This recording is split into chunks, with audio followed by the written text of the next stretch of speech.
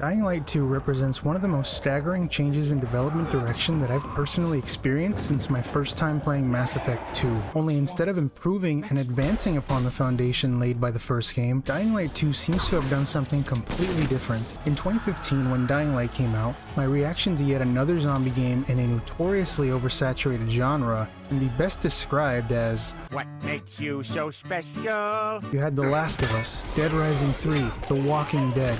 These are just a few of the popular games at the time that Dying Light had to live up to. Its one intuitive mechanic was that during the daytime, the zombie horde was like this. Duh, I'm stupid. I like karate. Duh. But as soon as the sun goes down,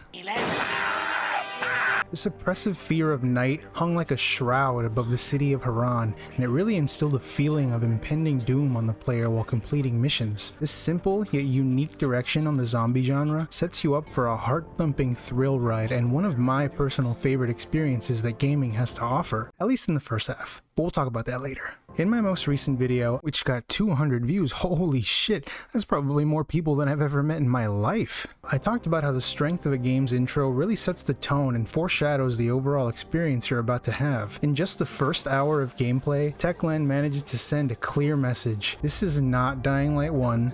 And if that's what you were expecting, fuck you. The first thing you'll immediately notice is that Dying Light 2 takes itself super seriously now. Remember how Dying Light 1 began with your elite Black Ops agent immediately beefing it on the landing? Dying Light 2 takes a slower approach. The introductory cutscene doesn't even beat around the bush. Hey guys, remember all that work we did in Dying Light 1? Well, guess what? None of it fucking mattered. People didn't get vaccinated or wear their masks, it was the summer or some shit, and now civilization has fallen. Cut back to crutches over here. Fall back! Fall back!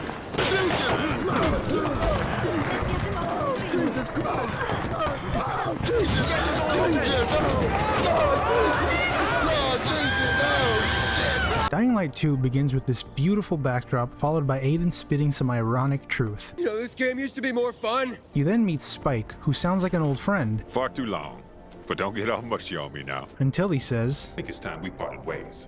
I'm starting to worry about you.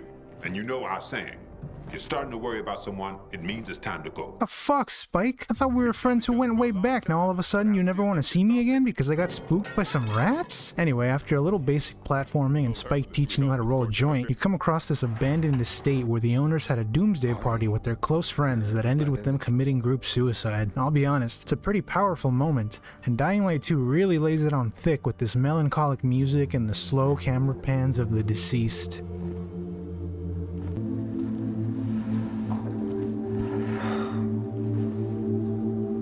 It's heartbreaking. Is it heartbreaking though? I don't think so.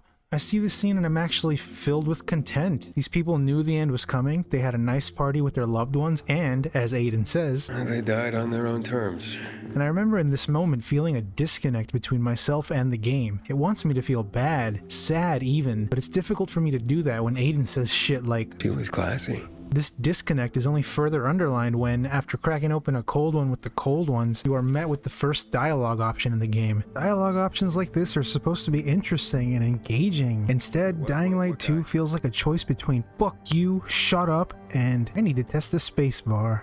Wait, what? What was the point when it neither taught nor changed anything? Now this for me was when I started to see the cracks in Dying Light 2's foundation. Why even make it a dialogue option? Why am I not just spam clicking the spacebar to move the conversation forward? In narrative heavy games, dialogue options usually present themselves as a unique road that multiple players will experience differently, even if the difference is minimal. Seeing Techland whiff one of the most basic concepts in narrative design gets worrying, since this is the same development team that had excellent pacing in Dying Light 1, for the most part. We'll talk about that later. Dying Light 1's first real mission after its initial introductory sequence has to be one of the most excellently paced examples in the video game landscape. This shit is really fascinating to me, and it's something that I think every aspiring game dev should experience at least once firsthand. Throughout this entire intro, the player is already aware of the danger at nightfall, hence the title Dying Light. But as you're introduced to the city of Haran, you are merely teased by the darkness, going to sleep to pass the time, getting instructions on what to do in case of emergency, and narrowly making it back to safety just before nightfall. Your first true exposure to the night comes in the mission airdrop. You see, the tower has come up with a plan to raid one of two Anizin drops. It's the medicine that slows the virus. At sunset, with the hope that the big bad guy will raid the other one, his plan fails and the mission is abandoned until the player character puts himself forward to take the risk of getting to the second airdrop. Narratively, this makes sense. You were saved by members of the tower,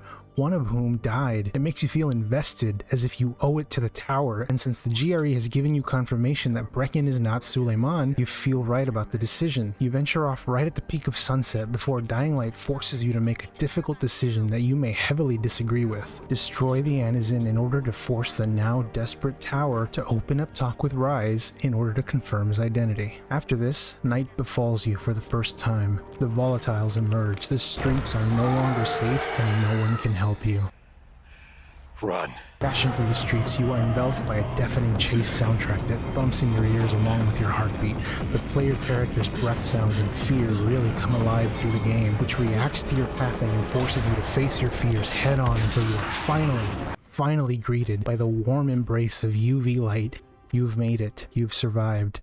That was only your first true night. This masterful sequence unfortunately did its job too well. Airdrop scared a lot of players so effectively that most opted to avoid night like the plague, seeking to sleep at every sunset, which is really a shame because it's a wonderful experience when you finally become the nocturnal apex predator of Haran. You see this same type of effective pacing in Resident Evil 7. It did its job too well, and the developers actually admitted that it was too scary. When a game like this does its job too well, when fear goes too far, it just entices the player to outsmart the game in order to make it a more tolerable experience. By comparison, let's look at the way Dying Light 2 presents you with First Nightfall. After being rescued by and introduced to Hakon, a character who is far too altruistic for his own good, sexy ass motherfucker too, god damn! Just as a side note, if you ever see a minor character in a video game that has a little too much personality while never actually being of any significant importance in gameplay, chances are they will die later to further the plot. The two of you then proceed to secure an airdrop at sunset. Does that sound familiar? But oh no, it's dark now and you need to get back to safety. Except this entire sequence is safety. I mean, look at this. There's literally no danger here. There are no stakes. There's barely any zombies on the street despite the same type of intense music playing in the background. There's a sorry excuse for a chase sequence that's just meant to introduce you to the chase mechanic, but with Hakon leading the way, it barely feels real. And the climax is about as pathetic as it gets. You stand there fighting off one zombie at a time while Hakon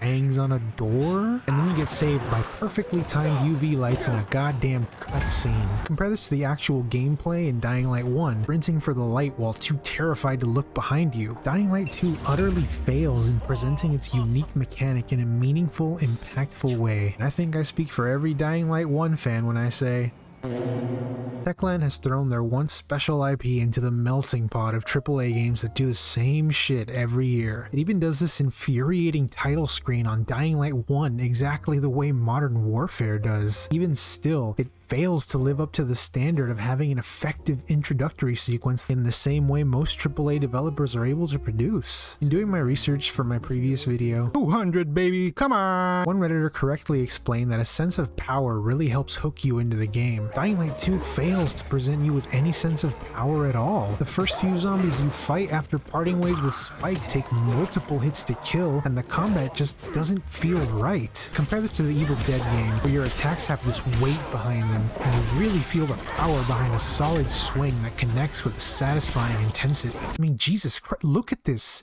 This is fucking anal cheese, Techland. At first glance, I thought to myself, okay, maybe this is just a shitty introductory weapon that's meant to be replaced quickly. Nope.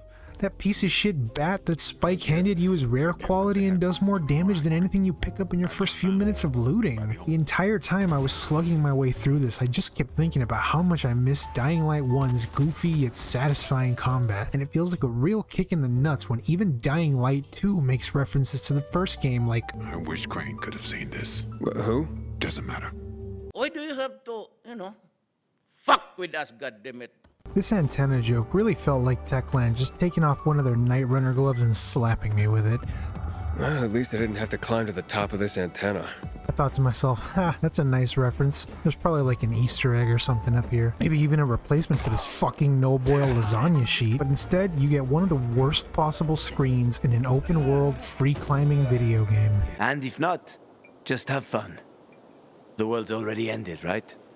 How could things get any worse? Now, if you in any way looked into the development of Dying Light 2, you've likely been screaming something into your computer monitor for the last however fucking long this video is now. Volatile in the room that I've yet to mention. The loss of 2 key writers at Techland right before Dying Light 2 was finished. It's never good news when you lose writers mid-development. A lot of the weakness in Dying Light 2 comes directly from the shortbread cookie of a story it's telling. But Dying Light 1's story isn't exactly a Strand type story to begin with. Remember how I mentioned earlier that the first half of Dying Light 1 specifically is where the game is at its peak? The latter half of Dying Light 1 completely fumbles the story and it loses complete control of the pacing and tempo it worked so hard to set for its first few hours. It introduces a second map, Old Town, but instead of it expanding the original map, it's a completely separate, island-like extension of Haran that only shares a fast travel poster in common. And it is introduced at such a weird time. You hit one of the main climaxes just before then, and it ends on such a leaving you hanging kind of note that the new city feels like a time sink that you have to slog through before continuing the storyline. Dying Light 1 had such a strong start, but it goes from 0 to 100, then back down to 0, then it's dead for a while, then back to 100 before the ending. The same narrative mistakes that existed in Dying Light 1 are actually still present in Dying Light 2. I don't believe that the departure of key writers mid-development had that much of an effect on Dying Light 2's story, mostly because Dying Light 1's story wasn't exactly a genre-defining standard itself. I think if Dying Light 1's story was meh, Dying Light 2 is like meh sweetened with stevia. I remember in the months leading up to this game, it was reported that it would take over 500 hours to fully complete the game. You know, every time you hear this, you're probably thinking, oh great, I'm gonna have to collect a bunch of bullshit and climb an assload of scouting towers. And yeah, you'd pretty much be correct there. See, that's how Dying Light 2 dilutes its weak story, by throwing up as many other activities as it can to distract you from the atrocity you're bearing witness to. Kind of like how Safeco Field used to advertise a ton of alternate activities that you can do that don't include watching the fucking Mariners. Even its title warns you over how generic it is. Dying Light 2, because you get infected at the beginning of the game and periodically have to squeeze your butt cheeks real tight to prevent yourself from turning and therefore staying human. Does that sound familiar? I realize that this is a pretty critical video and I'm judging the entirety of a game based on its introductory hour. Let me be very clear. This is a decent game. Techland continued to refine and perfect the parkour and movement system, although I'm not sure why there's even parkour combat to begin with. Wasn't the whole point of learning parkour to avoid combat? I remember what a humbling moment it was in Dying Light 1 when Brecken broke down and admitted that he was just a parkour instructor completely in over his head. But in Dying Light 2, it seems to be a skill that everyone you meet instinctively has, and society is now built around that skill. Regardless, I do think Dying Light 2 is worthy of your time if you need a fix for a zombie game right now, especially if you've never played Dying Light 1. Dying Light 2 is a divisive game among Dying Light 1 fans, so if you've never played the first one, I'm willing to bet that you'll actually thoroughly enjoy the second one. The downfall of this game is just that it's no longer unique. Its core mechanic isn't strong enough to drive the game anymore, even if they did improve and give more incentive for venturing out at nightfall. It's just a generic experience that will have a quick turnaround from the proverbial end cap to the clearance bin, and it's really disappointing to see another uninspired title spat into the void, doomed to forever be on sale and forgotten about an hour after you've completed it.